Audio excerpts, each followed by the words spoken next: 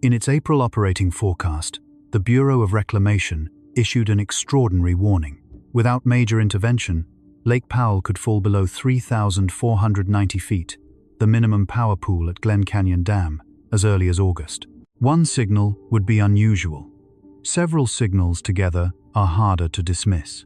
The minimum probable inflow was projected at 2.78 million acre-feet, just 29% of the historical average, and among the lowest forecasts on record.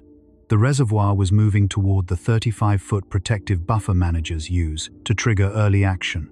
Federal operators were preparing to hold back or move water to defend critical infrastructure. And every foot lost reduced the pressure available to push water through the dam's turbines. Updated forecasts may shift the exact month when the threshold is approached. The loss of operating margin does not disappear with the date, but that is not the most dangerous part. The headline number is the elevation of the lake.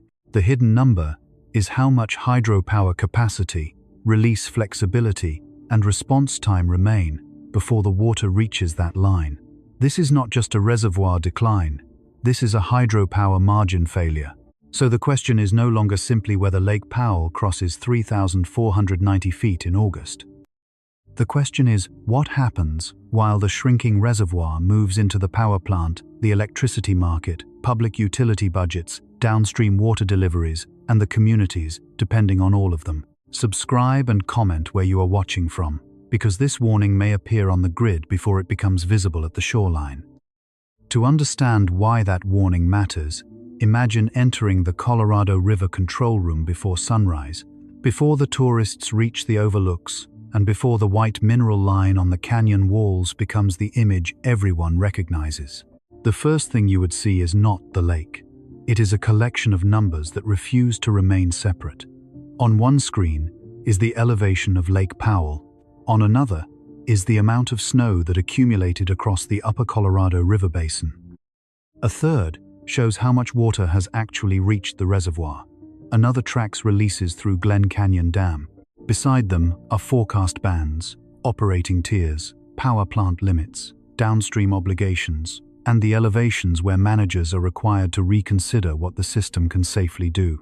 At the beginning of the water year, the picture had not yet become an emergency. Reclamation had projected that Lake Powell would enter January at roughly 3,538 feet, almost 50 feet above minimum power pool. That sounds like space. On a canyon wall, 50 vertical feet looks substantial. Inside an operating model, however, much of that distance is already spoken for. 35 feet of it forms the protective buffer between the target elevation of 3,525 feet and minimum power pool at 3,490 feet. That buffer exists because managers cannot wait until the reservoir touches the critical line before taking action. Water released today may take months to replace. Snow that does not fall in January cannot be ordered in July. An upstream reservoir cannot transfer water instantly. A power plant cannot redesign its turbines while the lake is falling around them. The buffer is time measured in feet. Then the winter data began arriving. According to the Colorado Basin River Forecast Center, precipitation above Lake Powell moved through the season unevenly. One month appeared wet, the next turned dry. March precipitation fell to less than 1/3 of average across the basin above the reservoir.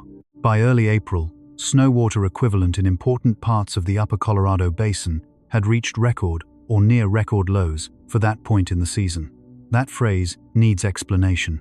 Snow water equivalent does not measure how deep the snow looks. It measures how much liquid water is stored inside it. A mountain can still appear white, while holding far less future runoff than the landscape normally carries. The dashboard was not showing an empty basin. It was showing a basin with too little water locked inside the snow. At the same time, spring warmth began moving through the mountains. Some snow melted early. Some water entered dry ground, vegetation, irrigation systems, and smaller tributaries before it could reach the main river. Each loss looked modest on its own. Together, they changed the shape of the runoff season. By April, the Colorado Basin River Forecast Center was warning that seasonal water supply forecasts were well below normal. and that several runoff forecasts ranked among the lowest in the historical record. Its most probable April through July forecast for Lake Powell fell to roughly 1.4 million acre-feet, only about 22% of average. Reclamation was examining an even lower water year scenario of 2.78 million acre-feet, 29% of the historical average. These are different forecast periods and different statistical cases, so they should not be treated as identical. But they were pointing in the same direction. Too little water was moving toward a reservoir that was already operating with limited storage. By May, the runoff signal had weakened further. The River Forecast Center estimated that Lake Powell might receive only about 800,000 acre-feet between April and July, close to 13% of average. Imagine the amount of water expected during the main runoff season shrinking until nearly 7 out of every 8 normal units are missing. That does not mean the Colorado River stops flowing. It means the season normally responsible for rebuilding the reservoir arrives without enough force to do the job. This is where the control room begins to look different. The elevation graph is no longer only a record of the past. It becomes a countdown shaped by assumptions. How much water will arrive? How much must be released?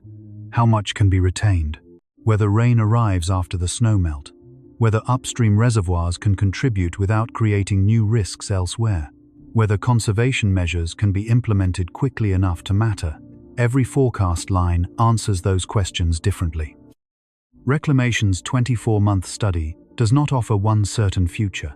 It runs several inflow scenarios. A most probable line represents the middle forecast. A minimum probable line explores a much drier outcome. A maximum probable line tests a wetter one. The public often sees the lowest line and treats it as destiny, or sees the middle line and treats the danger as cancelled. Neither reading is correct. The forecast is a range of operating futures. Its purpose is not to predict one exact day with perfect confidence. Its purpose is to reveal when the system begins losing acceptable options. In April, the dry scenario showed Lake Powell falling below 3,490 feet, as early as August, without major intervention. That single line triggered the headline. Inside the agencies, however, attention spread across the entire chart. The concern was not only where the reservoir might be in August. It was how quickly the range between the safer scenarios and the dangerous ones was narrowing.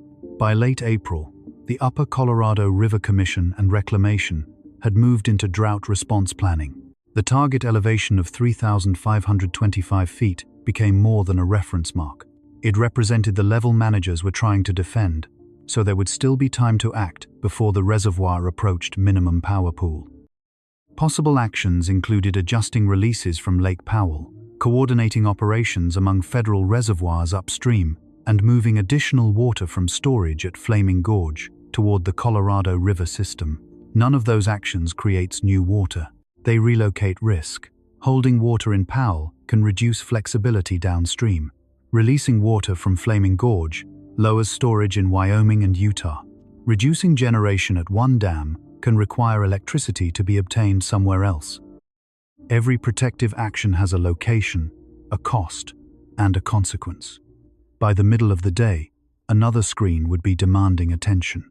Western Area Power Administration markets electricity generated at Glen Canyon Dam as part of the larger Colorado River storage project. That hydropower serves public power utilities, rural electric cooperatives, irrigation districts, tribal communities, federal facilities, and municipalities across a wide region. The electricity does more than add energy to the grid. Hydropower can respond quickly as demand rises and falls. Operators can increase generation when people return home and turn on appliances. They can reduce it when demand drops. That flexibility becomes especially valuable during hot summer afternoons when air conditioning pushes the grid toward its own limits. But Glen Canyon's ability to perform that role depends on water elevation. As Lake Powell falls, the pressure driving water through the turbines falls with it. Long before generation reaches zero, the plant can produce less power from the same flow and may lose part of its ability to respond rapidly. The reservoir graph, and the electric grid graph begin to describe the same problem. One is losing water pressure, the other is losing flexible capacity. Meanwhile, the dam still has another job. Glen Canyon must release water downstream toward the Grand Canyon and Lake Mead. Those releases support water deliveries, environmental programs, recreation, and the wider legal structure governing the Colorado River. The turbines are normally the principal route through which much of that water passes.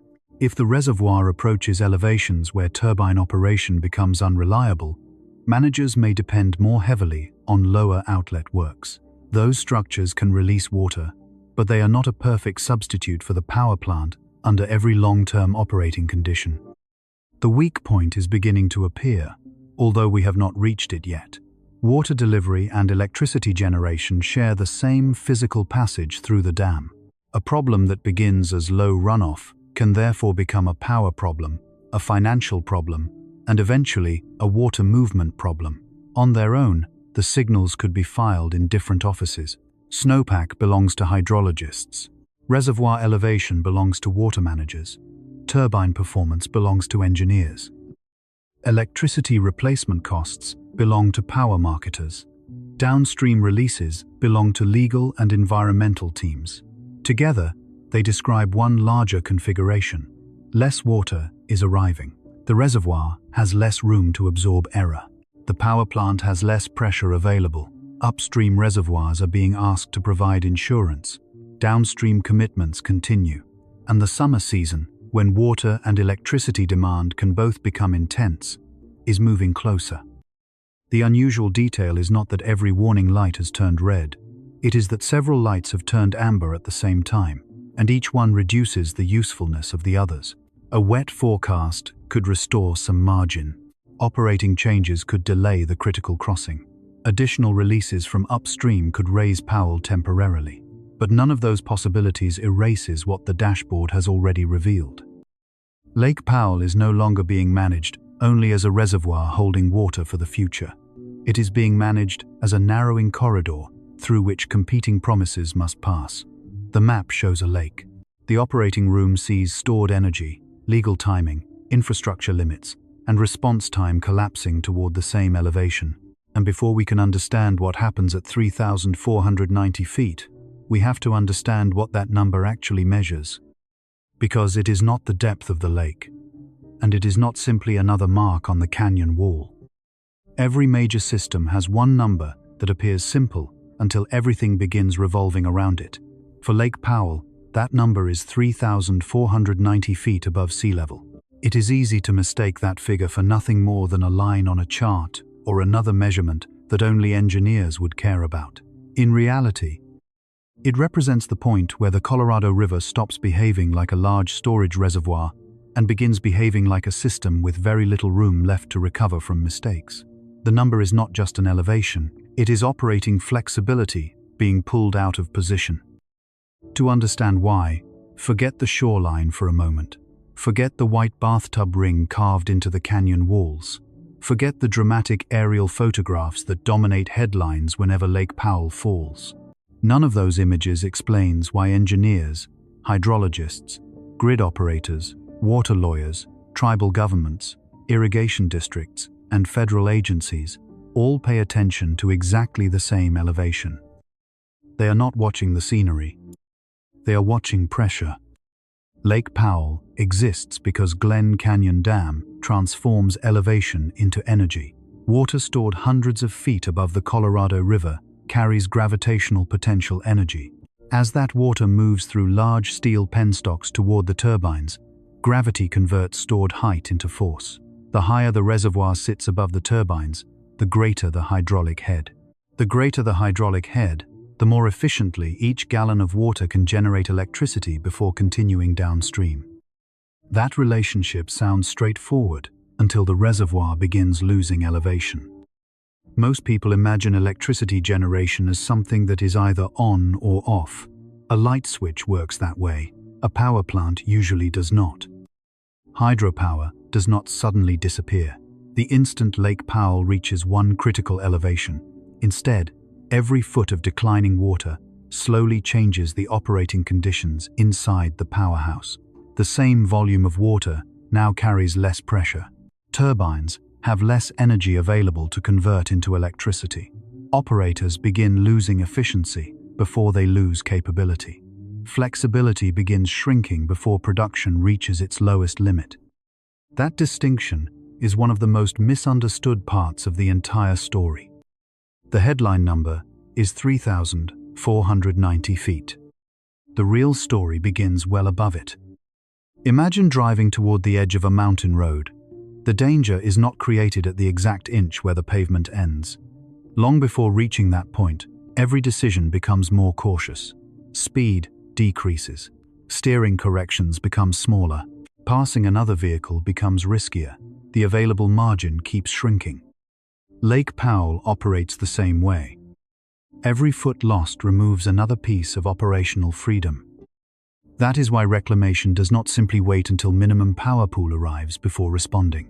Managers attempt to preserve a target elevation around 3,525 feet, roughly 35 feet above minimum power pool. That buffer is often misunderstood as extra water waiting to be used.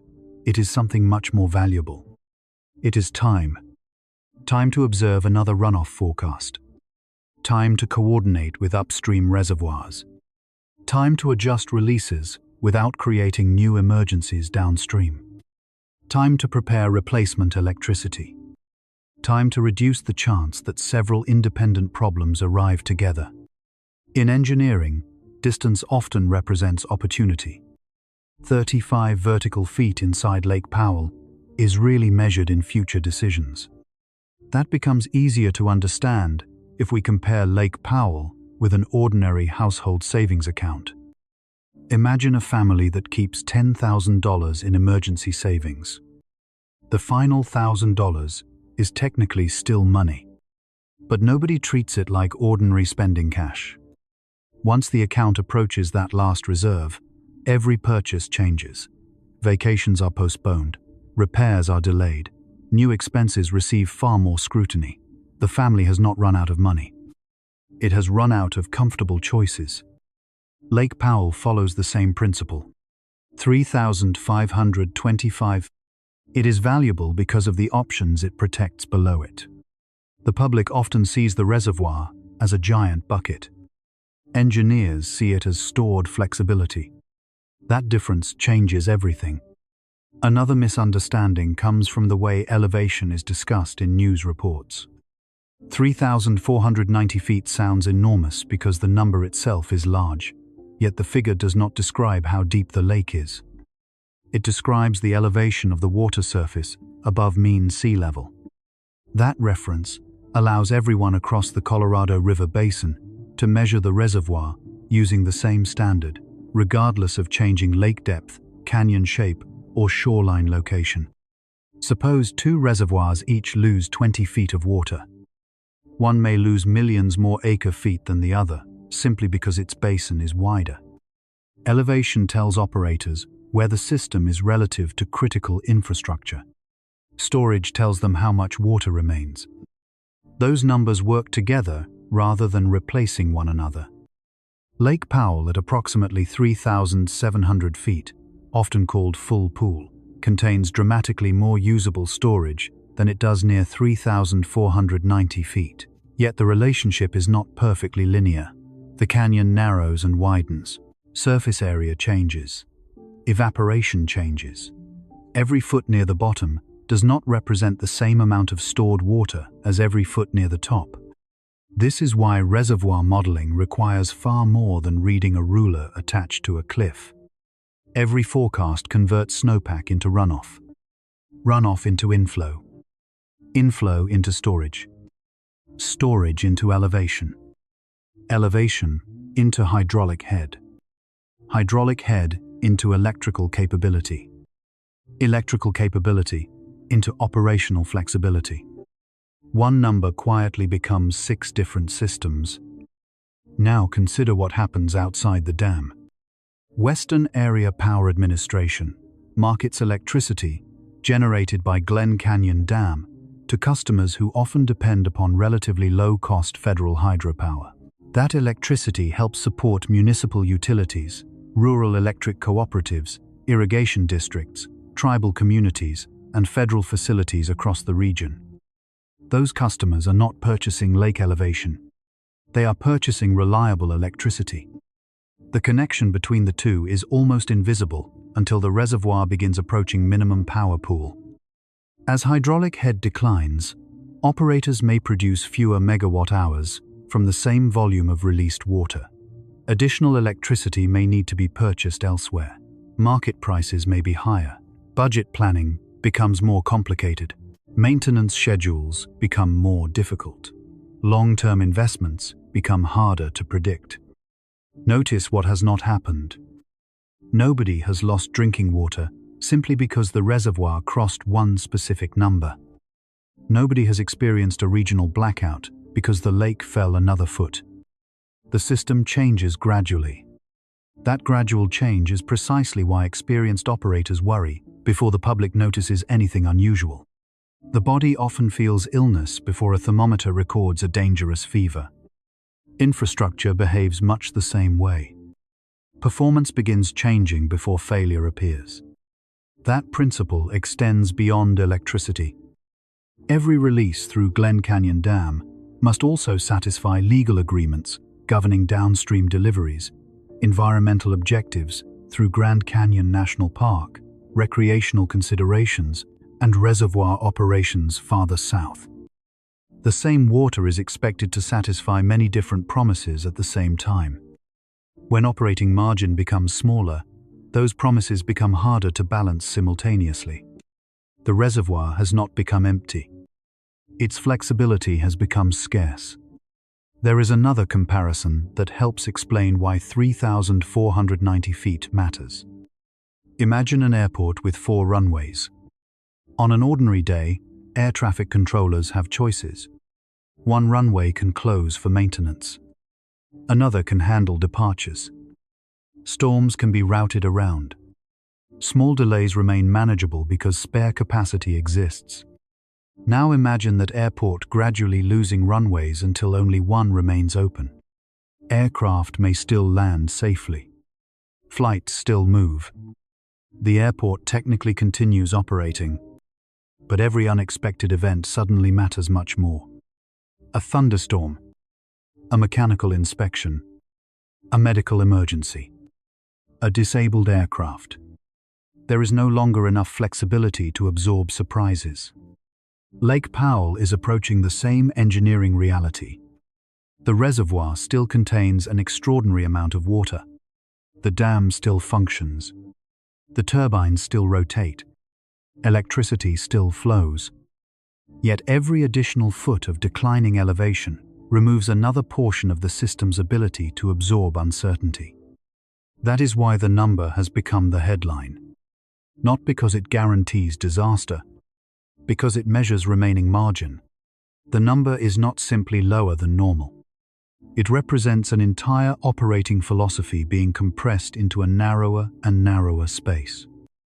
The map shows a reservoir losing elevation. The operating dashboard shows a shrinking reserve of decisions. But even that is not the deepest layer of the story. Because the visible number is still not the one that ultimately determines how much stress the system can carry. The visible number makes the headline. The hidden number writes the damage. The visible number is the elevation of Lake Powell. The hidden number is the amount of pressure that elevation can still create inside Glen Canyon Dam. That pressure is called hydraulic head, and it is the variable that connects a shrinking reservoir to a shrinking power plant. The public sees a lake surface moving down a canyon wall. The turbines experience something more precise.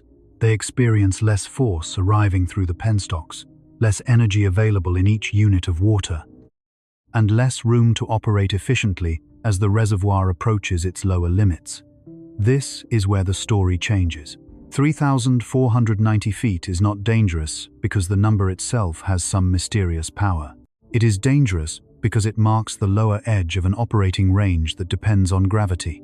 Hydropower begins with height. Water stored above the turbines carries potential energy. When gates open, the water accelerates downward through large steel conduits. It strikes turbine blades, spins a shaft, and drives a generator. The water then continues downstream. Nothing is burned. No fuel truck arrives. The energy comes from the difference between where the water begins and where it exits. Remove part of that difference, and the system still works, but it works with less force. That is why two identical releases can produce different amounts of electricity at different reservoir elevations. The volume of water may be the same. The energy inside that volume is not. Imagine dropping a weight from the top floor of a building. If it falls 20 stories, gravity has more distance to accelerate it than if it falls 5. The weight has not changed. The height has. Hydraulic head is the water version of that height. As Lake Powell falls, every gallon begins its journey closer to the turbines. It arrives with less pressure. The generators receive less mechanical energy. The plant may need more water to produce the same amount of electricity, but that water is also part of the reservoir operators are trying to conserve. The system begins arguing with itself. Saving water protects elevation. Releasing water supports power generation and downstream obligations. Using more water to compensate for lower head can deepen the very decline that reduced efficiency in the first place. This does not mean operators simply release more without limits.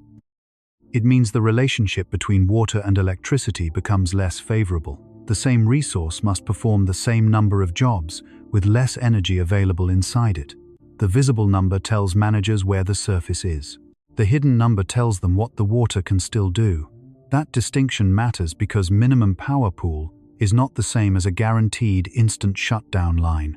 A hydroelectric plant does not behave like a lamp connected to a switch. Above the threshold, every generating unit is not necessarily available at full output.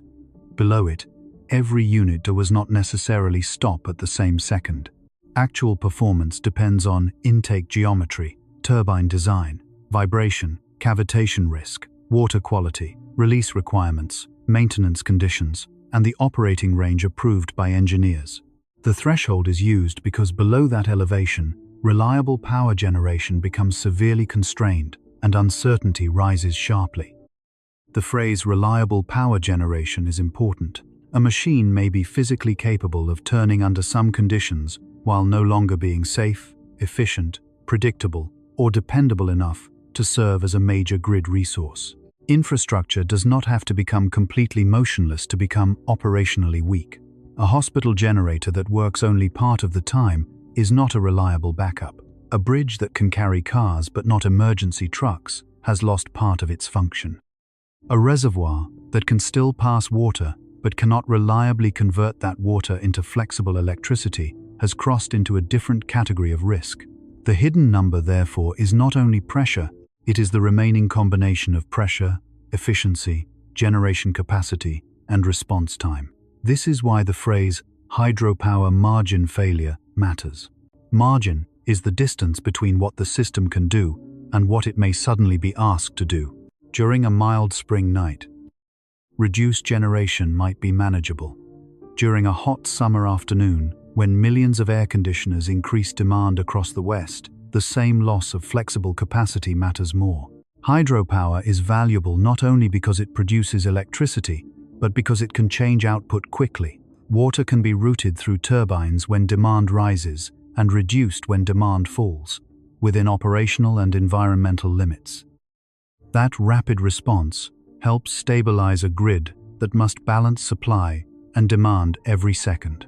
Electricity cannot simply wait in ordinary power lines until someone needs it.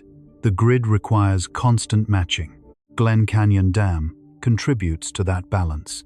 As hydraulic head declines, the plant may lose not only total energy production, but part of its ability to respond with the same speed and scale. The headline says, "The reservoir is lower." The grid hears that a flexible resource is becoming smaller. The first systems affected may not be the ones standing closest to the shoreline. A public power utility, hundreds of miles away, may need to obtain replacement electricity. An irrigation district may face higher power costs for pumping. A tribal utility may have less access to low-cost federal hydropower. A power marketer may have to enter an energy market at the same moment. Extreme heat is pushing prices upward. These outcomes are not automatic, and they do not occur equally everywhere. Contracts, market conditions, transmission access, and available generation all matter, but the pathway is real. Falling elevation reduces hydraulic head. Lower head reduces output and flexibility. Reduced hydropower increases the need for replacement energy. Replacement energy can be more expensive, more carbon-intensive, less flexible, or simply harder to secure during periods of high demand. One hidden number begins moving through several systems at once. There is another layer. Hydropower revenue helps support parts of the wider Colorado River storage project, including repayment obligations and environmental programs. When generation falls, the financial architecture around the dam can also come under pressure. The water level is therefore linked not only to megawatts, but to money that supports long-term operations. Less power can mean less revenue. Less revenue can mean harder choices about costs, contracts, maintenance, and program funding. Again, this is not a single immediate collapse. It is the erosion of capacity across several connected institutions. That erosion is difficult to photograph. A falling shoreline is visible. Reduced frequency response is not. A marina sitting far from the water becomes a symbol. A utility purchasing replacement power does not. The image that attracts attention is not always the variable that carries the largest systemic consequence. This is why the hidden number can be more dangerous than the headline number. It moves quietly. It is distributed across engineering tables, market schedules, operating plans, and budget documents. By the time the public sees a dramatic failure, managers may have been compensating for declining performance for months or years. And compensation can hide weakness. Upstream water releases can raise Lake Powell. Reduced releases through Glen Canyon can slow the decline. Power purchases can replace lost generation. Other plants can provide grid balancing. Each action can make the system appear stable. But stability created by compensation is different from stability created by abundance. It depends on reserves somewhere else. Water must come from another reservoir. Electricity must come from another generator. Money must come from another budget. Flexibility must come from another part of the grid. The system remains functional by consuming its backup options. That is the detail the elevation line cannot show. It shows where Lake Powell stands today. It does not show how many emergency decisions were required to keep it there, how much water was retained upstream or downstream, how much replacement electricity was purchased, or how much operating freedom has already been spent. The visible number is a location. The hidden number is remaining resilience. And resilience is rarely lost in one dramatic moment. It is spent gradually, decision by decision, until an ordinary disruption arrives and discovers that the margin is gone. The real question is therefore not whether the turbines stop on one specific date. It is how long the system can continue replacing lost pressure with water transfers, market purchases, operating restrictions, and narrower choices before the next dry season begins. To answer that, we have to follow the mechanism backward, from the powerhouse floor to the mountains, where the missing pressure begins as missing snow. The missing pressure does not begin at the dam. It begins hundreds of miles upstream, in mountain air cold enough to turn winter storms into stored water. That is where the mechanism starts. Not in the reservoir, not in the turbines, in the snow. Lake Powell is often described as a storage system, but before it can store anything, the Colorado River Basin must first build a seasonal water reserve across the mountains. Snow accumulates through winter. Cold temperatures preserve it. Spring warmth releases it. Gravity gathers that meltwater into creeks, tributaries, and eventually the Colorado River. In a normal year, the process acts like a delayed delivery system. Water arrives months after the storms that created it. That delay is one of the foundations of Western water management. Cities, farms, power plants, and reservoirs all depend on winter precipitation being held in place until spring and early summer. But the system works only when several conditions align. Enough snow must fall, It must remain cold enough to stay on the ground. The soil beneath it must not be too dry. The melt must occur at a pace that allows water to reach streams instead of disappearing into the landscape. And the runoff must arrive while reservoirs still have the capacity and operating freedom to use it. If one part weakens, the total delivery can fall. If several parts weaken together, the mountain snowpack can look more reassuring than it really is. That is the abnormal pattern behind the Lake Powell forecast. The basin did not simply receive less precipitation. The water that did fall also had to pass through a landscape capable of absorbing, delaying, and consuming part of it before it ever reached the reservoir. The mechanism begins above the tree line. A winter storm crosses the upper Colorado Basin and drops snow over mountain ranges in Colorado, Wyoming, Utah, and New Mexico. At first, that snow is not river water. It is potential runoff. Its future depends on temperature, wind, sunlight, vegetation, soil moisture, and the timing of the next storm. Hydrologists measure snow water equivalent because snow depth alone can be misleading. 10 inches of light powder may contain far less water than 10 inches of dense spring snow. What matters is how much liquid water the snowpack would produce if melted. That stored amount becomes the first important conversion in the chain. Atmosphere becomes snow. Snow becomes water equivalent. Water equivalent becomes runoff. But the conversion is never perfect. Some snow sublimates directly into the air. Some is intercepted by trees. Some melts during warm winter periods and refreezes or enters the soil early. Some is blown away from exposed ridges and deposited elsewhere. By the time spring arrives, the basin may have already lost part of the water that appeared to be stored during winter. Then, the ground enters the story. Soil moisture is one of the most important hidden variables in western runoff. Dry soil behaves like an unpaid debt. Before melting snow can contribute fully to rivers, part of that water must first refill the ground. If the previous summer and autumn were hot and dry, the soil may begin winter with a large moisture deficit. When snowmelt starts, water moves downward into that deficit instead of moving sideways into streams. Plants absorb some of it. Evaporation removes more. Small depressions and shallow groundwater systems take another share. The river receives what remains. This is why an average-looking snowpack can produce below-average runoff. The snow may exist. The river response may still disappoint. The landscape takes its payment first. That process can be visualized as a chain of containers. The first container is the snowpack. The second is the soil. The third is vegetation and shallow groundwater. The fourth is the stream network. The fifth is the reservoir. Water must pass through every container, and each one can retain or lose part of the total. A forecast that focuses only on the first container may overestimate what reaches the fifth. Modern river forecasting, therefore, uses far more than snow measurements. Forecasters examine soil conditions, precipitation, temperature outlooks, observed streamflow, reservoir storage, and statistical relationships from past years.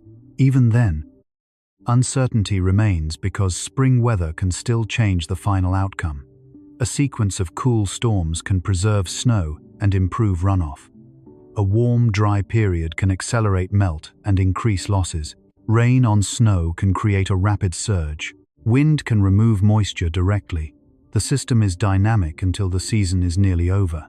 But by the time forecasters reduce Lake Powell inflow projections sharply, the basin is usually telling a consistent story. Too little water is stored. Too much is being lost before reaching the river, or both. The next step is timing. The amount of runoff matters, but so does when it arrives. Reservoir operations are built around seasonal expectations.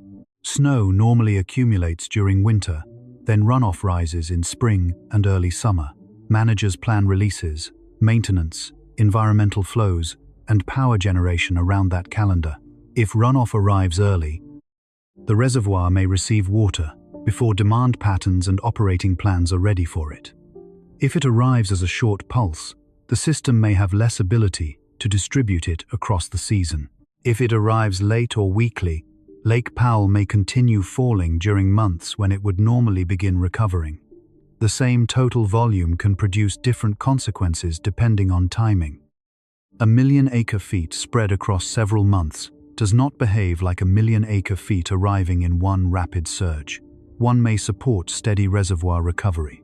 The other may pass through quickly, collide with downstream constraints, or arrive too late to protect an earlier low point. That is why the phrase water year matters. Water managers do not think only in calendar years.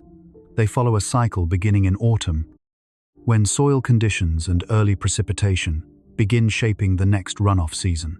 A dry October can matter in April. A warm February can matter in June.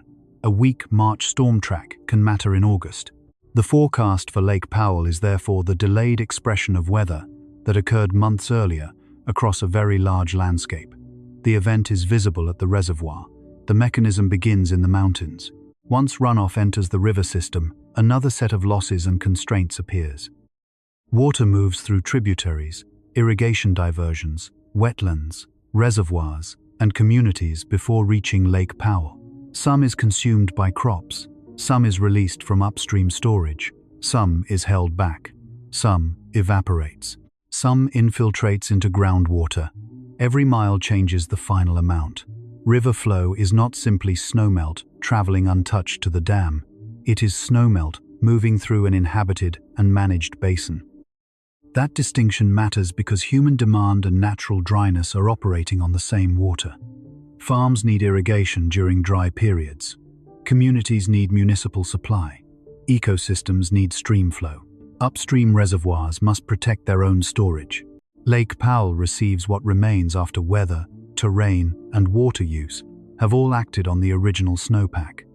Then the reservoir converts inflow into elevation. That conversion depends on the shape of the canyon. An acre-foot is the amount of water needed to cover 1 acre to a depth of 1 foot. Lake Powell stores millions of acre-feet, but each additional acre-foot does not raise the reservoir by the same amount. Near wider sections, more water is required to gain 1 vertical foot. Near narrower sections, less may be required. Engineers use elevation storage relationships to calculate how inflow changes the lake surface. The reservoir is not a straight-sided tank. It is a drowned canyon system with branching arms, steep walls, shelves, and narrowing passages. That geometry turns incoming water into a changing elevation curve. At the same time, releases continue through Glen Canyon Dam. Lake Powell is not allowed to keep every gallon that enters. Water must move downstream. Environmental flow programs, annual operating plans, legal frameworks, and conditions at Lake Mead all influence release decisions. The reservoir therefore rises only when inflow exceeds the combined effect of releases, evaporation, bank storage changes, and other losses. During a weak runoff year, inflow may never become strong enough to rebuild the elevation significantly. The snow melts. The river rises briefly. The reservoir remains low. That can feel confusing to the public because runoff season is expected to refill the lake, but a reservoir does not rise because runoff exists. It rises only when enough runoff survives the entire basin and exceeds everything leaving the system. The mechanism becomes even more dangerous when poor years arrive close together. One dry year reduces storage. A wet year may provide temporary recovery. Another dry year then begins from a lower baseline. The reservoir no longer has the same buffer it had before the sequence started. This is how drought risk compounds. It is not only the severity of one year. It is the order in which years arrive and whether the system has time to recover between them. A reservoir can survive an extreme year if it begins full. A moderate dry year can become dangerous if it begins near a critical threshold. The same weather produces different consequences depending on the starting condition. That is why the current Lake Powell forecast cannot be understood from snowpack alone. The basin is carrying the history of previous years inside its storage level. Every weak runoff season inherits the losses that came before it. Every operating decision begins with less room. Every forecast line starts closer to infrastructure thresholds. By the time the mechanism reaches the powerhouse floor, the water has already passed through atmosphere, snowpack, soil, vegetation, rivers, diversions, reservoirs, and legal decisions. Then, it enters the intake structures at Glen Canyon Dam. From there, gravity pulls it into the penstocks. The pressure created by the remaining elevation spins the turbines. Electricity enters the grid. Water exits downstream. The entire chain depends on height preserved over time. A dry winter does not arrive at the turbine as weather. It arrives as reduced hydraulic head. A warm spring does not arrive as temperature. It arrives as weaker runoff. Dry soil does not arrive as a landscape condition. It arrives as water that never reached the reservoir. The mechanism changes, form at every stage, but it never disappears. Atmosphere becomes snow. Snow becomes runoff. Runoff becomes storage. Storage becomes elevation. Elevation becomes pressure. Pressure becomes electricity. Electricity becomes revenue, grid flexibility, pumping capacity, and public service. This is why the threat is moving toward the system, even when no dramatic failure has occurred.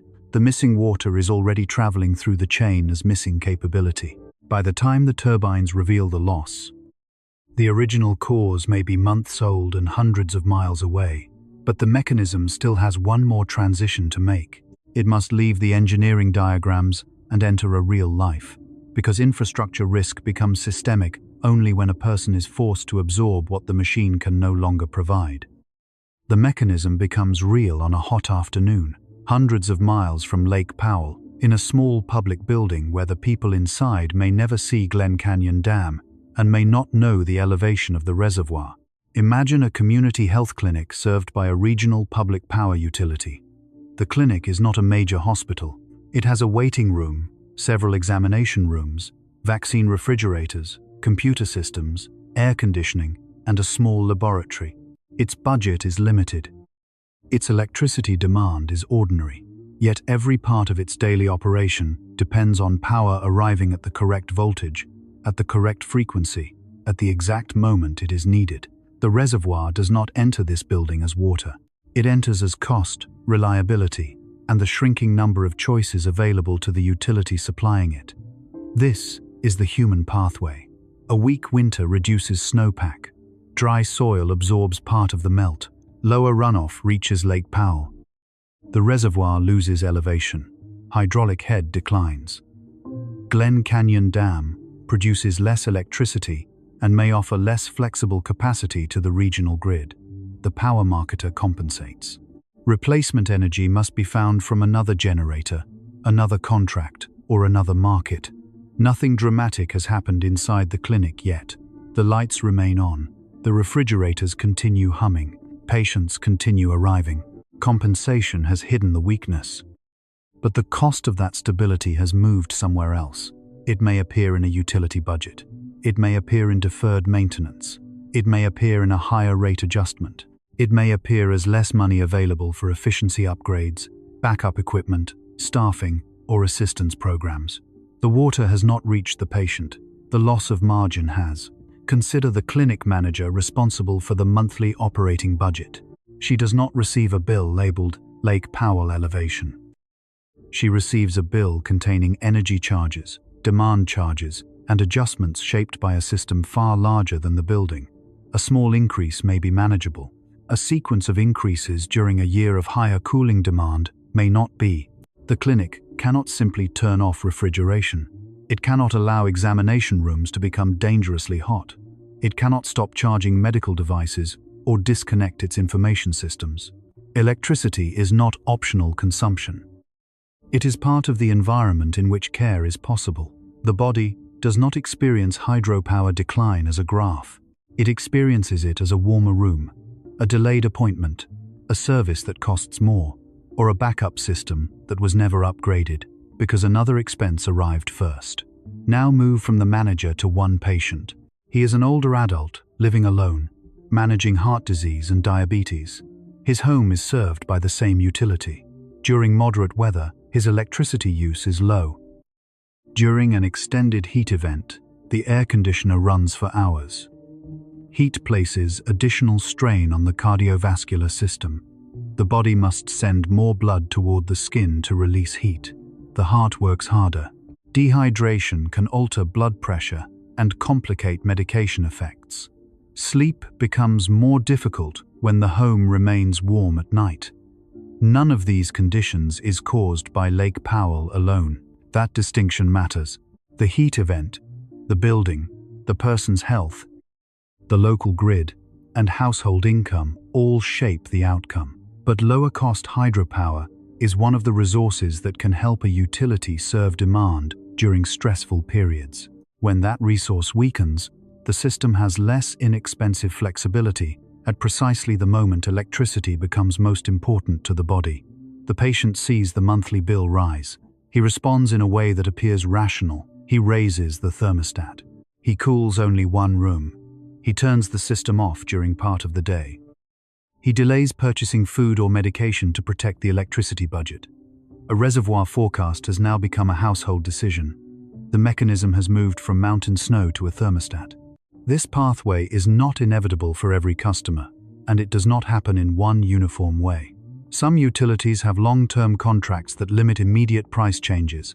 Some have diverse power supplies. Some maintain reserves. Some customers receive financial assistance. Some homes are well insulated. Others trap heat. The point is not that low water at Lake Powell directly raises every electric bill by a predictable amount. The point is that reduced hydropower removes one layer of protection from institutions and households already managing other pressures. Risk enters where margin is already thin. For a wealthy household, a higher summer bill may be an inconvenience. For a low-income household, it can become a choice between cooling, food, transportation, and medicine. For a clinic, it can become another reason to postpone replacing an aging air conditioning unit. For an irrigation district, it can become a larger pumping expense. For a tribal utility serving remote customers across long distribution lines, it can deepen an existing challenge of maintaining service with limited revenue. The same loss of generation travels through different lives according to the weaknesses already present. That is what makes infrastructure risk unequal. The machine fails in one place. The burden is distributed elsewhere. Follow the pathway into agriculture. A farmer in the upper or lower Colorado River Basin may depend on electrically powered pumps to move water through canals, wells, or pressurized irrigation systems. The field does not experience hydropower as electricity in the abstract. It experiences electricity as water arriving during a narrow biological window. A crop cannot postpone its most sensitive growth stage until market prices improve. If pumping costs rise, the farmer may reduce irrigation, switch acreage, delay maintenance, or accept lower yields. If water supplies are also constrained, the electricity cost and the water shortage reinforce each other. Drought enters the farm twice, first as less water, then as more expensive movement of the water that remains. From the field, the mechanism travels into income. Lower yield means less revenue. Less revenue affects equipment purchases, seasonal labor, debt payments, and household spending. From income, it travels into the community. Local suppliers sell less. Workers receive fewer hours. Food processors face tighter supply. A weak snow season has now moved through soil, river, reservoir, turbine, pump, crop, paycheck, and dinner table. No single step looks like a catastrophe. Together, they describe how systemic risk accumulates. The most important detail is that people usually encounter the pathway near its end. They see the higher bill, the warmer room, the reduced work hours, or the delayed repair. They do not see the missing snow that began the chain. This separation makes the system difficult to understand politically and emotionally. Causes are distant. Consequences are local. The reservoir may be in another state. The power contract may be invisible. The market purchase may happen overnight. The person receiving the consequence experiences only the final decision. Turn down the cooling. Pump fewer hours. Cut another expense. Delay another repair. This is how a large infrastructure warning becomes intimate. It narrows a person's choices. There is another person inside this pathway who rarely appears in public discussion, the grid operator. During a summer afternoon, the operator watches electricity demand rise across a large balancing area. Solar generation may be strong in the middle of the day. then decline rapidly toward evening, while air conditioning demand remains high. Wind output may change. A power plant may trip offline. Transmission lines may become constrained. The operator must keep supply and demand matched in real time. Hydropower is valuable in this moment because it can respond quickly. Water can be routed through turbines to increase output, subject to river, environmental, and equipment limits.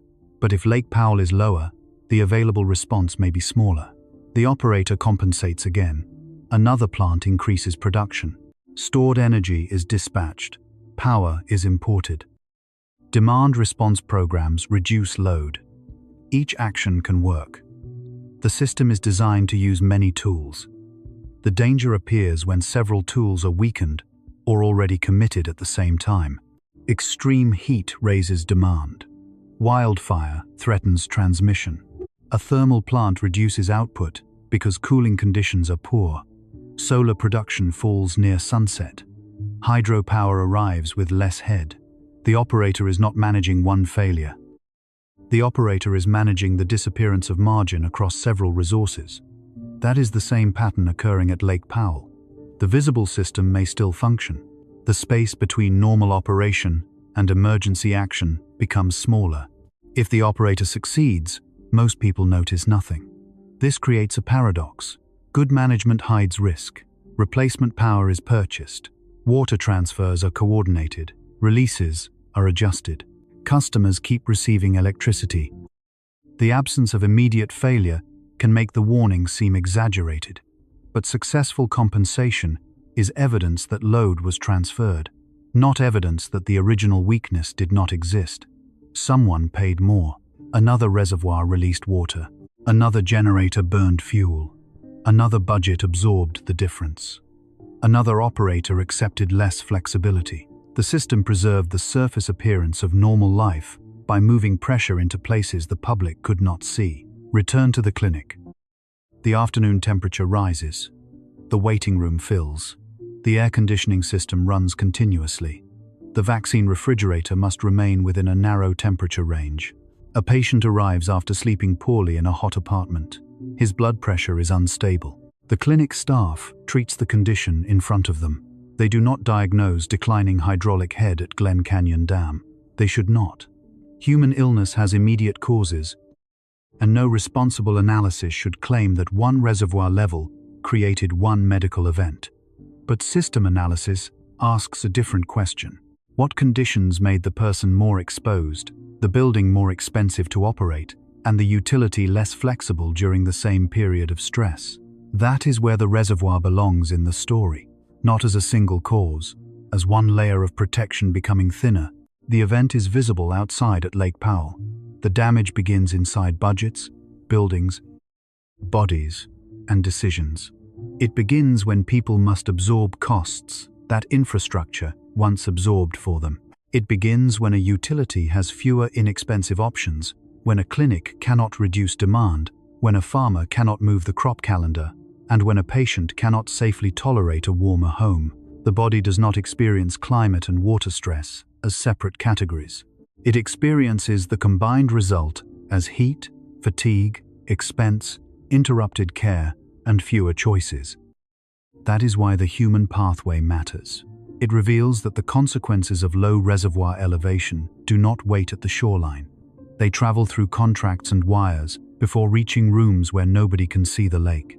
Yet even this pathway does not identify the point where the system is most likely to break. For that, we have to return to Glen Canyon Dam and examine the small physical components expected to carry water, electricity, and downstream obligations through the same narrowing space. The weak point is not the whole Colorado River.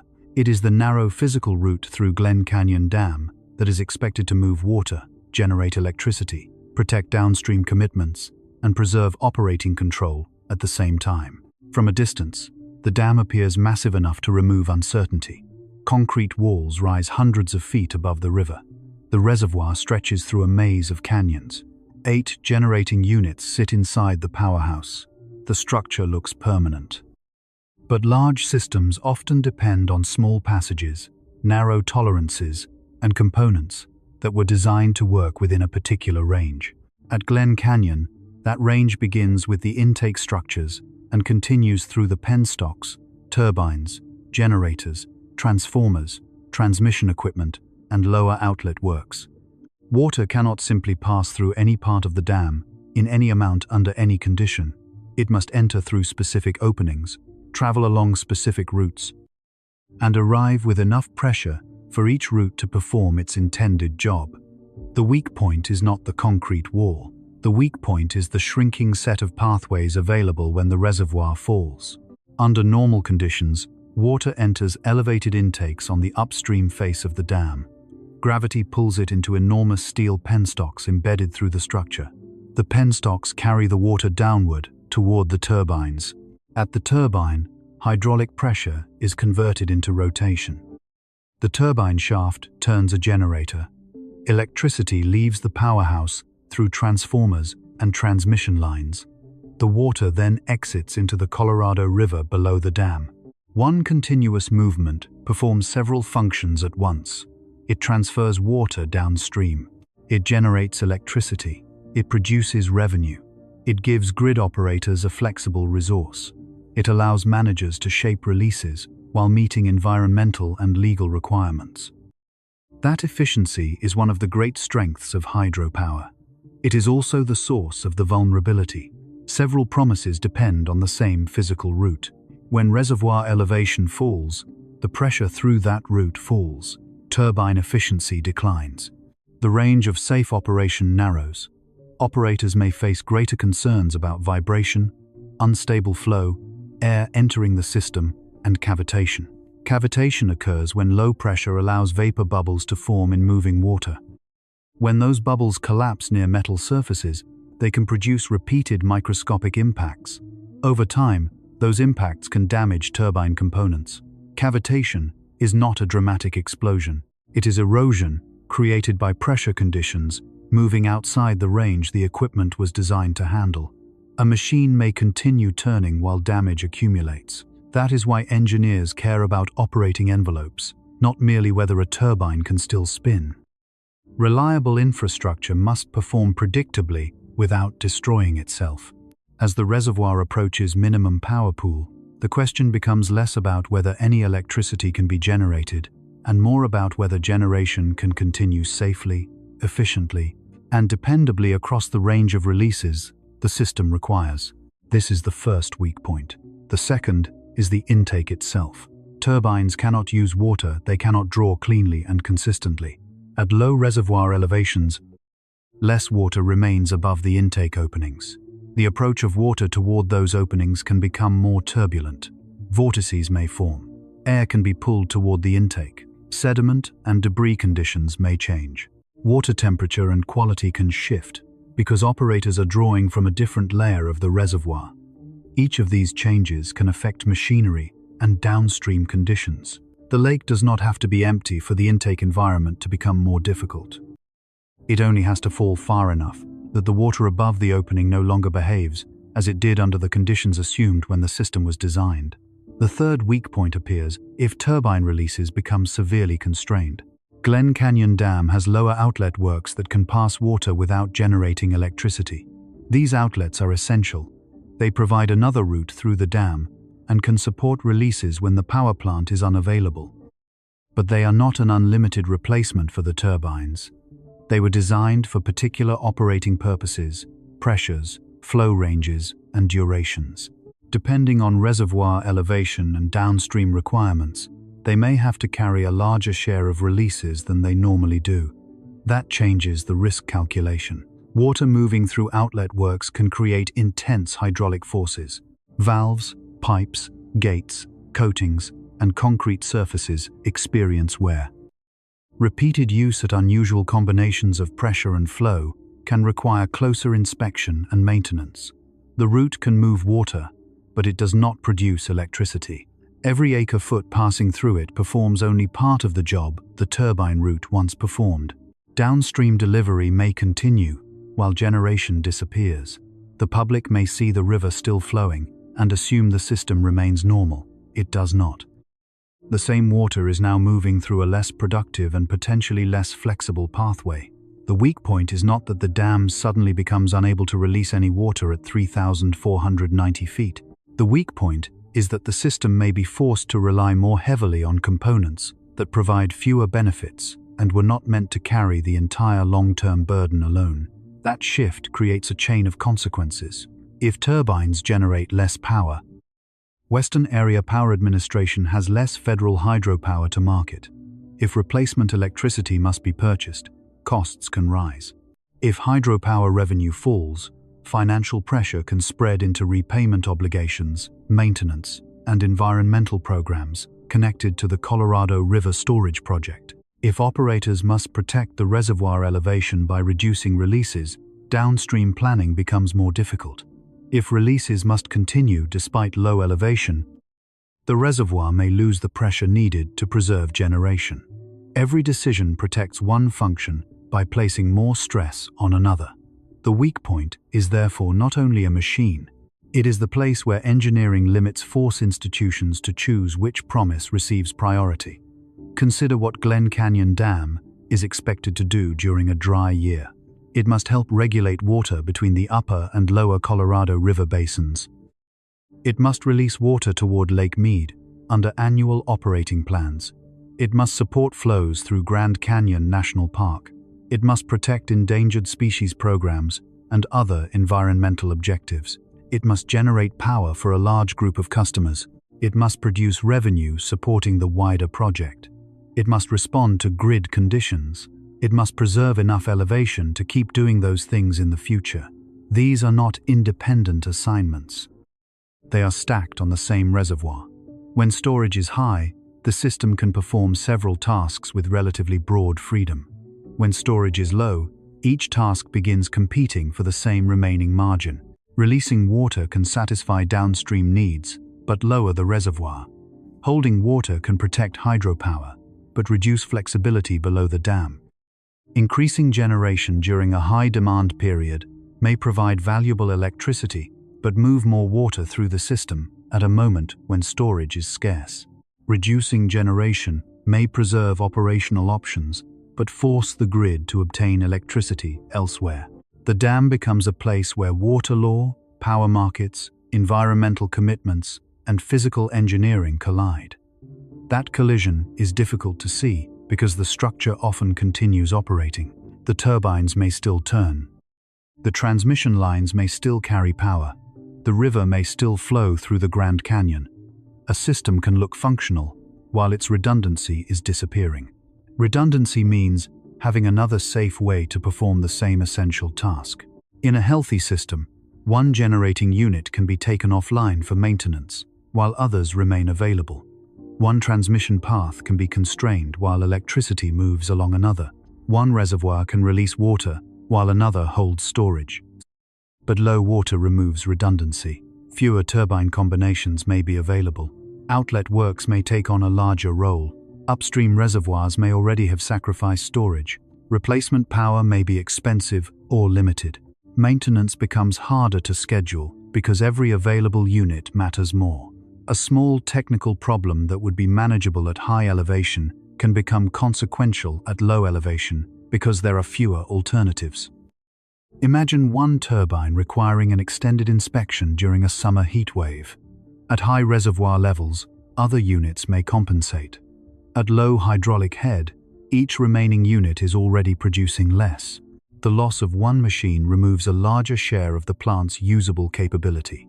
Now imagine a transmission constraint at the same time, or a wildfire threatening a regional power line, or extreme heat increasing electricity demand. None of these events must be extraordinary by itself. The danger comes from alignment. A shrinking reservoir turns ordinary disruptions into larger problems because the system has less spare capacity with which to absorb them. This is how the weak point expands beyond the dam. The powerhouse depends on transmission lines to deliver electricity. Transmission lines cross dry, fire-prone landscapes. Utilities depend on markets to replace lost hydropower. Markets become more expensive during widespread heat. Communities depend on pumps to move drinking water and irrigation water. Pumps depend on electricity. Environmental programs depend partly on power revenue. Maintenance depends on funding and access. One narrow hydraulic constraint begins interacting with weak points far away. The system is no longer only low on water, it is low on alternatives. Page, Arizona, provides another view of this vulnerability. The community and nearby areas depend on infrastructure connected to Lake Powell for water supply. As the reservoir declined during previous years, reclamation developed new intake connections to protect access to water at lower elevations. That work did not mean the city had already lost its supply. It meant engineers recognized that infrastructure built around higher reservoir levels could no longer be treated as permanent. A water system can stand beside an enormous reservoir and still face risk if the intake cannot reach the water. The same principle applies to the power plant. Total water remaining in the canyon matters less than whether that water sits at the right elevation relative to the structures designed to use it. Infrastructure does not consume averages. It encounters geometry. An intake is either submerged deeply enough to operate reliably, or it is not. A turbine receives sufficient head, or it does not. A valve remains within its approved range, or it does not. A transmission line has spare capacity, or it does not. The system may contain enormous resources in total, while failing at the narrow point where those resources must become usable. That is why dead pool is different from minimum power pool. Near minimum power pool, reliable hydropower becomes severely constrained. Near dead pool, around 3,370 feet, gravity-driven releases through the dam become far more limited. The reservoir could still contain water below that elevation, but much of it would sit beneath the level at which existing outlets can move it downstream without additional infrastructure. Water would remain physically present while losing much of its operational usefulness. This is one of the most unsettling facts about reservoirs. Empty is not the only dangerous condition. Stranded water can also represent failure. A system can possess water that it cannot move, energy that it cannot generate, and storage that it cannot translate into a service. Lake Powell is not at dead pool, and responsible analysis should not describe that outcome as imminent. But dead pool reveals the direction of the mechanism. As elevation falls, the reservoir does not merely contain less water. A growing share of what remains becomes harder to use through the infrastructure that already exists. The system loses function before it loses the resource completely. The weak point is therefore the interface between water and machinery. The lake may be vast. The usable pathway is narrow. The dam may be enormous. The operating tolerance is measured in feet. The Colorado River may cross 7 states and support tens of millions of people, but at Glen Canyon, part of that system depends on water entering a specific opening at a sufficient elevation and pressure. That small fact carries an enormous burden. It links a mountain snow deficit to turbine output, downstream flow, public power, environmental funding, and community resilience. If that interface weakens, the consequences do not move in a straight line, they branch. Less generation creates replacement costs. Lower revenue creates budget pressure. Reduced release flexibility complicates water management. Greater use of outlet works increases engineering demands. Less redundancy makes maintenance and unexpected failures more consequential. Upstream rescue releases reduce storage elsewhere. Every solution consumes another margin. The weak point is not the whole system. The weak point is the small component through which the whole system expects to continue functioning. And this is not speculation built only from a forecast model. The Colorado River has already approached this operating edge. Managers have already moved water, changed releases, modified intakes, and activated drought response plans, because the physical limits were no longer theoretical. The evidence is written in decisions that have already been made, which means the next question is not whether this mechanism can force action. It is what happened the last time Lake Powell came close enough to make the entire basin respond. This is not speculation. A version of this mechanism has already left evidence behind. In the summer of 2021, Lake Powell was falling through elevations that had once seemed distant enough to discuss as theoretical limits. The Bureau of Reclamation was no longer asking only how much water the reservoir might lose. It was asking how much operating time remained before Glen Canyon Dam approached the zone where reliable hydropower generation could no longer be assumed. Federal projections showed that Lake Powell had a serious chance of reaching the target elevation of 3,525 feet, the level intended to preserve a 35-foot buffer above minimum power pool. Under extremely dry conditions, projections indicated that the reservoir could fall below 3,490 feet as early as the following summer. That forecast did not become reality on the predicted schedule. But the response it triggered is the precedent that matters now. Managers began moving water through the basin not because the power plant had already failed, but because the remaining margin was no longer considered safe enough to leave unprotected. In July of 2021, Reclamation determined that additional water was needed from upstream Colorado River storage project reservoirs. A total of about 161,000 acre-feet was released from Flaming Gorge Reservoir in Wyoming and Utah, and from the Aspinall unit in Colorado. The purpose was direct: protect the target elevation at Lake Powell. That decision transformed the idea of reservoir risk into a physical transfer of water across state lines and through multiple river systems. Water stored for one region was asked to support infrastructure in another. The action did not create new supply. It moved available storage toward the point where federal managers believed the system faced the greatest immediate danger.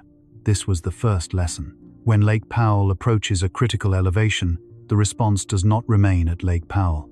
It reaches upstream reservoirs, local recreation economies, environmental programs, power generation schedules, and communities that had expected their own stored water to remain where it was.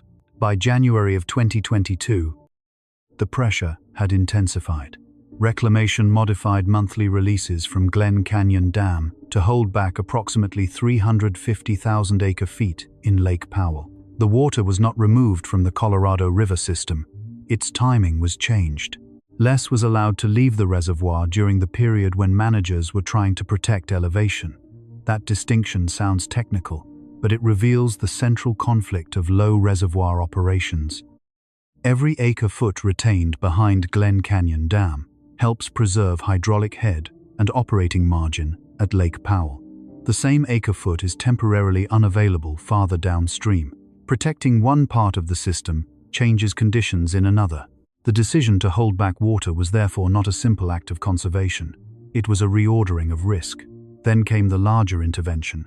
In May of 2022, federal officials approved drought response operations that called for approximately 500,000 acre-feet of additional water to be released from Flaming Gorge Reservoir between May of that year and April of 2023.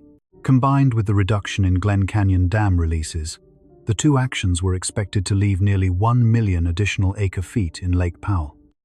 Reclamation estimated that the combined effect was equivalent to roughly 16 feet of reservoir elevation. 16 feet does not sound dramatic when compared with the height of Glen Canyon Dam or the scale of the canyon walls. Inside the operating system, it represented a major purchase of time. It was nearly half the 35-foot buffer between the target elevation and minimum power pool. The intervention showed that a small vertical distance at Lake Powell could require an enormous volume of water moved or retained across the basin. 1 million acre-feet is not an abstract correction on a chart. It is enough water to cover 1 million acres to a depth of 1 foot. It had to come from somewhere. Flaming Gorge Reservoir supplied much of it. That meant lower storage, upstream, changed release patterns, altered shoreline conditions, and consequences for recreation, fisheries, and future drought protection in Wyoming and Utah. The system defended Lake Powell by spending margin at another reservoir. This is what systemic risk looks like before collapse. Nothing appears to fail. Instead, backup resources are consumed to prevent failure from becoming visible. The 2022 response also exposed the importance of timing. Managers were not attempting to refill Lake Powell. The interventions were too small for that. They were attempting to prevent the reservoir from crossing a narrow operational boundary during a period of extreme uncertainty. The goal was not abundance. It was delay. Delay until the next snow season. Delay until a stronger runoff year.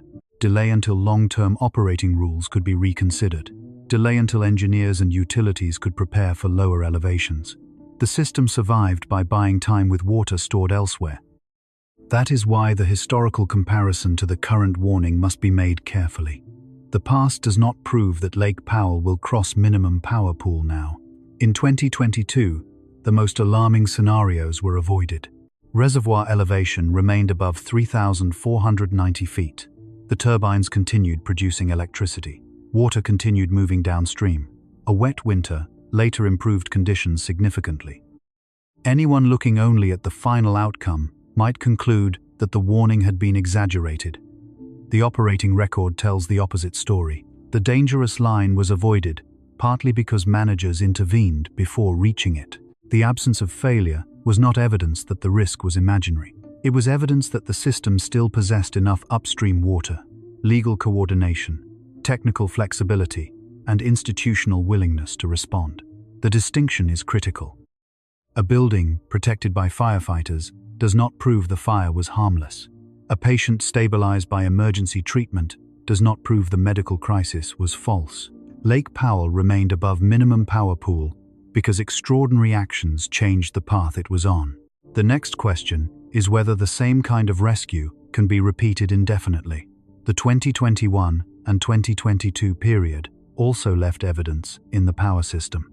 According to reclamation, Glen Canyon Dam produced about 2.59 million megawatt-hours during water year 2022, a record low. The plant did not stop. It generated less. That difference captures the warning better than any image of an exposed shoreline. Hydropower weakness appeared before hydropower failure. The reservoir remained above minimum power pool, but lower elevation had already reduced the amount of electricity produced. In the following water year, generation increased to roughly 3.27 million megawatt-hours as conditions improved. Reclamation estimated that the difference between those 2 years was enough electricity to power more than 60,000 average American homes for a year. The comparison does not mean those homes lost power. Replacement energy and other generation sources helped maintain service. It means the system had to find that energy somewhere else. The loss was absorbed by markets, contracts, other power plants, and institutional budgets. The public saw continuity. Operators saw compensation. Another precedent appeared at the edge of Lake Powell itself. As water levels declined, infrastructure built for a higher reservoir became harder to use. The city of Page, Arizona, and the Lecce chapter of the Navajo Nation depended on intake infrastructure connected to Lake Powell. Reclamation completed a new water intake connection in early 2023 to help ensure those communities could continue receiving water even if the reservoir fell toward 3,370 feet, the elevation known as Dead Pool. That project did not mean Dead Pool was imminent. It meant engineers no longer considered the old intake arrangement sufficient under the full range of plausible low water conditions. A community located beside one of the largest reservoirs in the United States needed new infrastructure because the usable relationship between the water and the intake had changed. Water remained in the canyon. Access to it had become the vulnerability. This is the same mechanism now confronting hydropower. The resource does not have to disappear before infrastructure loses function. A reservoir can still contain billions of gallons while an intake sits too high. A turbine receives too little head, or an outlet loses release capacity. The historical record therefore shows 3 distinct forms of evidence. First, managers have already moved large volumes of water from upstream reservoirs to protect Lake Powell. Second, they have already reduced Glen Canyon Dam releases to retain storage behind the dam. Third, they have already modified local infrastructure because declining elevation threatened the ability to use water that remained physically present. These were not models. They were operational decisions, construction projects, and measurable changes in power production. Yet the differences between then and now matter as much as the similarities. The 2022 interventions occurred when Flaming Gorge and other upstream units still had enough storage to contribute without immediately crossing their own most critical limits. A strong snow year in 2023 then provided temporary recovery. That sequence offered the basin something it cannot command: favorable weather after emergency action. The rescue worked partly because nature supplied additional time. Future interventions may begin with lower system-wide storage, weaker upstream reservoirs, higher demand, or another poor runoff season following closely behind. The same volume of transferred water may buy fewer feet at Lake Powell if releases, losses, and starting conditions differ. A strategy that worked once is not proof that it can work at the same scale forever. There is also an institutional difference. The earlier emergency unfolded under operating rules that were already approaching their expiration date. The basin is now moving toward a new post-2026 framework, while states, tribes, agencies, agricultural users, cities, and environmental interests continue debating how shortages and reservoir protections should be shared. Physical risk is advancing, while governance remains contested. The dam does not wait for negotiations to become easier. Snowmelt does not respond to legal deadlines. A turbine does not care whether the states agree on which basin should absorb the next reduction. Infrastructure encounters the water that actually arrives. This is the lesson the previous crisis did not fully resolve. Emergency operations can move water. They cannot remove the underlying imbalance between supply, demand, and fixed infrastructure thresholds. They can protect Lake Powell by drawing down Flaming Gorge.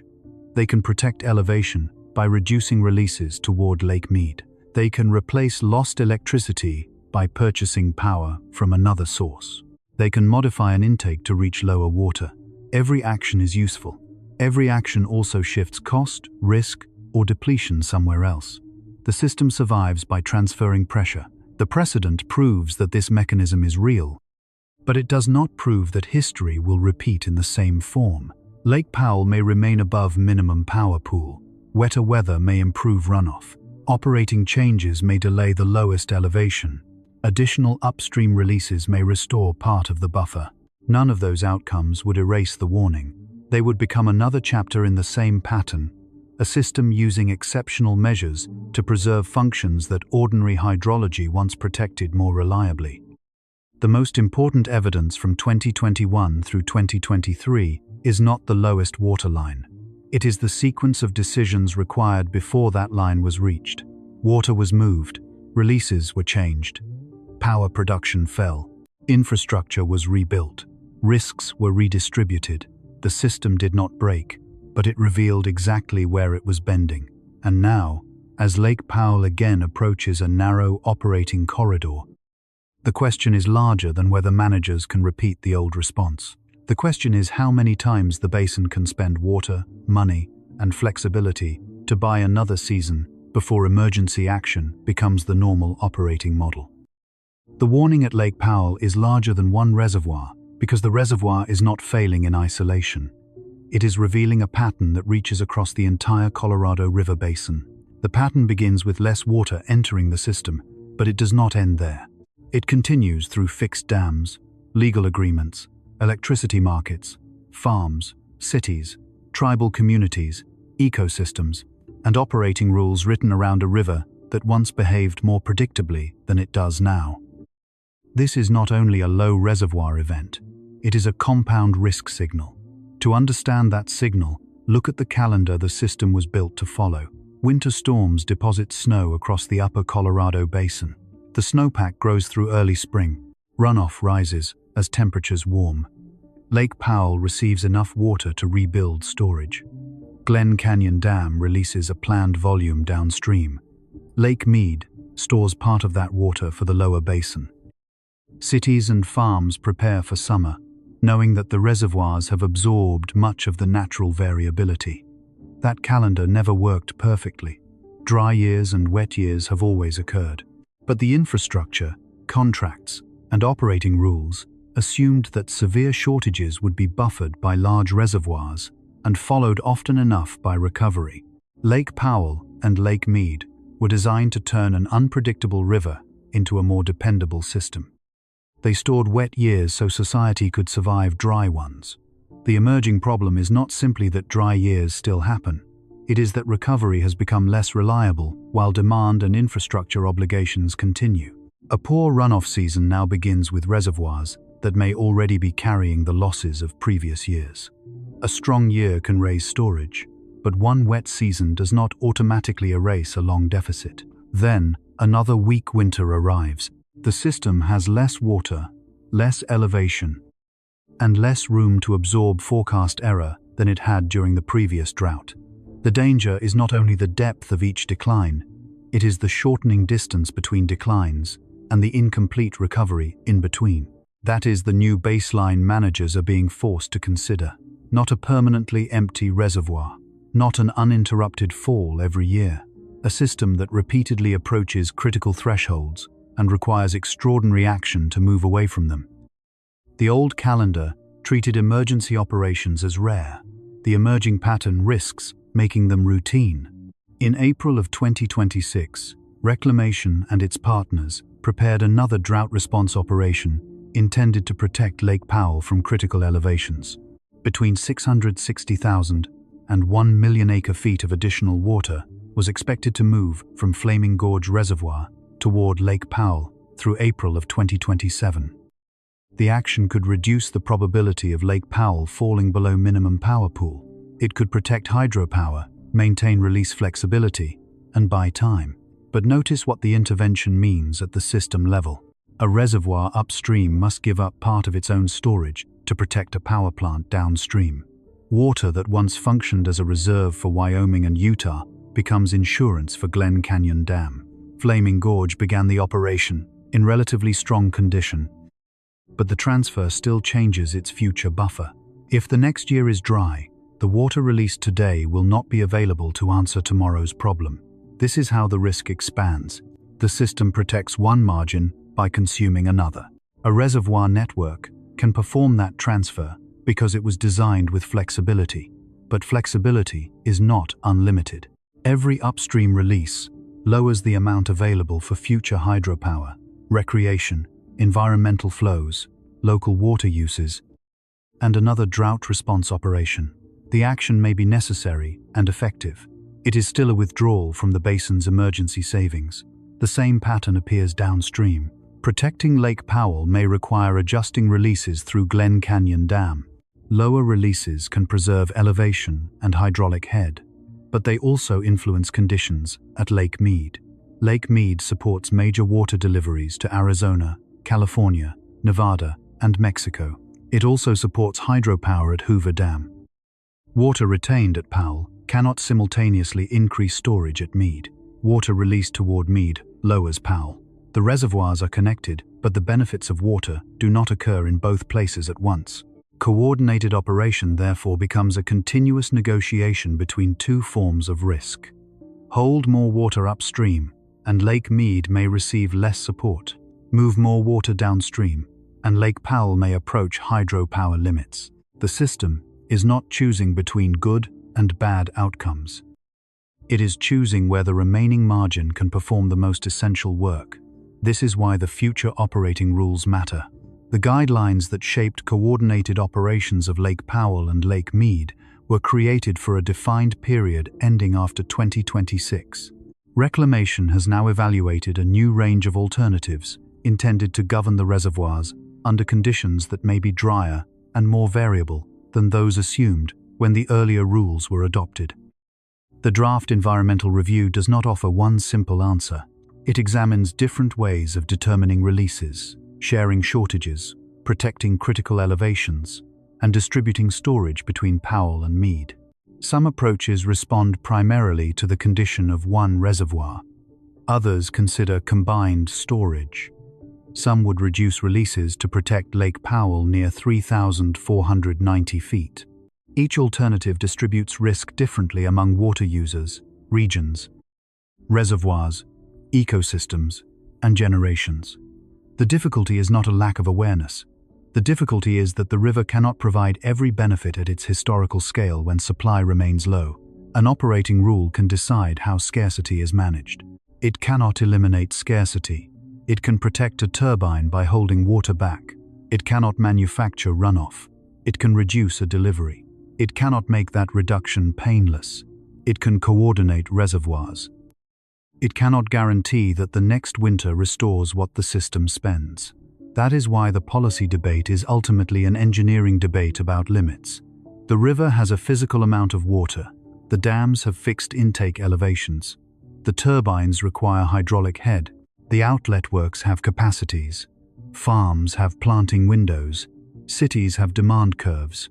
Ecosystems require flows at particular times. Electricity customers require power when demand occurs, not when water negotiations become convenient. The system can shift timing and distribute loss, but it cannot negotiate with gravity. The current pattern also exposes a recovery failure.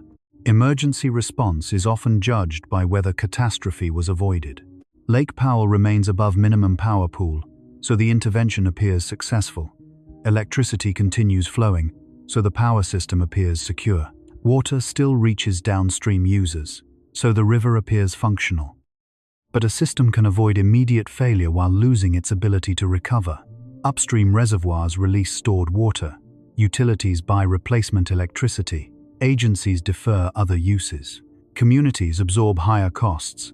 Managers narrow operating choices. The visible service continues because hidden reserves are being spent. If the next stress arrives before those reserves are restored, the same action becomes harder to repeat.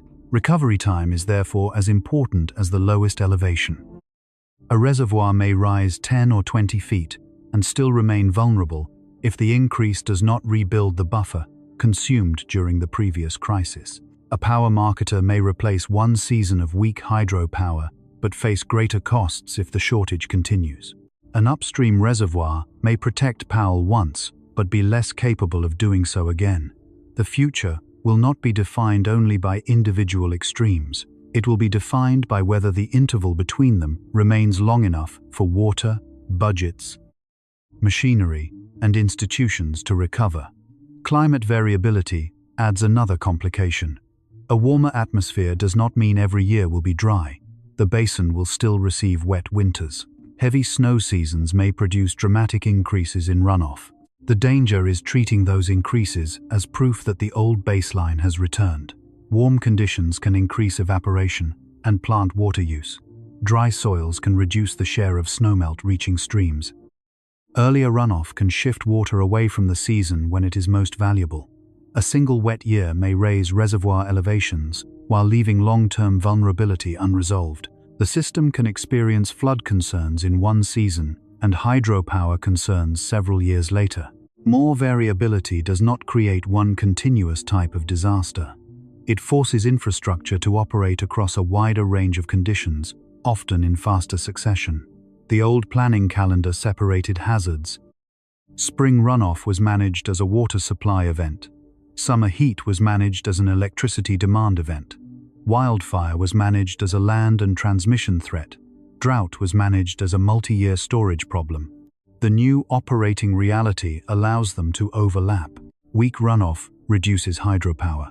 Summer heat increases electricity demand. Wildfire threatens transmission lines needed to import replacement power. Low reservoir levels constrain releases. Market prices rise as several regions search for electricity at once. One event reduces the system's ability to respond to the next. That is compound risk. It does not require every component to fail. It requires several components to lose margin together. Lake Powell is an unusually clear indicator because it sits at the intersection of these systems. Its elevation records the accumulated outcome of mountain weather, soil conditions, water use, reservoir releases, and previous drought years. Its turbines translate that elevation into electricity. Its releases connect the upper basin to the lower basin. Its revenue supports programs far from the powerhouse. When the reservoir falls, it does not predict exactly which consequence will occur first. It reveals that multiple protections are becoming thinner at the same time. This is not only a reservoir decline, it is a calendar failure because the runoff season may no longer restore storage when the operating schedule expects it. It is an infrastructure test, because intakes and turbines were built around a range of elevations that the reservoir is approaching more often. It is a recovery failure, because emergency actions may preserve service without rebuilding the reserves they consume. And it is a governance test, because every physical limit creates a decision about who uses less water, who pays more for electricity, which reservoir gives up storage, and which risk is postponed rather than solved. The future echo is already visible. Lake Powell may remain above 3,490 feet this year. Intervention may move the lowest point later. A wetter season may rebuild part of the buffer. Those outcomes would matter. They would protect real infrastructure and real communities. But they would not answer the larger question the reservoir has raised. Can a system built to smooth out occasional drought continue functioning when emergency coordination, upstream rescue water, reduced releases, and replacement power become recurring requirements? The map shows one reservoir approaching one line. The system pattern shows something larger, moving toward the future. A river once managed through stored abundance is increasingly being managed through shrinking margins, and the next baseline may be defined not by how much water the basin once expected, but by how often its institutions must intervene to keep critical infrastructure from reaching the edge. The warning does not need exaggeration. The evidence is already enough. Lake Powell was not guaranteed to fall below 3,490 feet in August. The Bureau of Reclamation did not issue a prophecy. It issued an operating forecast built from measured reservoir conditions, expected releases, estimated inflow, and a range of possible hydrologic outcomes. In April, the driest scenario showed the reservoir crossing minimum power pool as early as August without major intervention. That statement was true within the conditions of that forecast. It did not mean the crossing date could no longer move. Runoff estimates change as snow melts and stream gauges replace assumptions with observed flow. Rain can improve conditions. Heat can worsen them. Releases can be adjusted. Water can be moved from upstream reservoirs. Each new decision changes the path of the elevation line. A forecast is not weakened because managers respond to it. Response is one of the reasons the forecast exists. By June, the operating picture had changed. Supplemental releases from Flaming Gorge were moving additional water toward Lake Powell. Federal agencies were coordinating drought response actions intended to reduce the probability of falling below critical elevations. Updated studies could place the lowest point later than the April scenario had shown. That does not mean the earlier warning was false. It means the system used stored water, operating flexibility, and institutional coordination to alter the outcome. The date moved because the basin acted. The risk did not vanish. This distinction is the evidence line. Lake Powell may remain above minimum power pool through August. It may remain above it through the rest of the year. A wet period may improve the forecast further. None of those possibilities should be ignored, and none should be treated as proof that the reservoir is safe indefinitely. The correct conclusion is narrower. Lake Powell came close enough to a critical operating range that managers considered large interventions necessary. A reservoir receiving abundant and reliable inflow would not require hundreds of thousands of acre-feet from upstream storage to defend hydropower margin. The action itself is evidence of stress, but there are also claims the evidence does not support. Falling below minimum power pool would not mean the entire American West instantly loses electricity. Glen Canyon Dam is one power plant within a much larger grid. Utilities can purchase replacement energy. Other generators can increase output. Transmission systems can move electricity across regions. Storage and demand response can help balance supply. The loss of Glen Canyon hydropower would create cost, reliability, and flexibility challenges, especially under difficult market conditions. It would not automatically produce a regional blackout. The evidence also does not support claiming that every higher electric bill in the West is caused by Lake Powell. Electricity rates reflect fuel prices, transmission costs, infrastructure investment, market purchases, regulation, weather, contracts, and many other factors. Reduced hydropower can add pressure. It is one pathway, not the sole explanation for every household expense. nor would crossing 3,490 feet mean Lake Powell is empty. Minimum power pool is not dead pool. The reservoir would still contain water. The critical change would be the loss or severe restriction of reliable hydropower generation and a reduction in the dam's normal ability to release water through the turbines. Dead pool, near 3,370 feet, represents a much lower and more severe physical limit, where gravity-driven releases through existing structures become greatly constrained. Confusing those two thresholds creates unnecessary fear and hides the actual warning.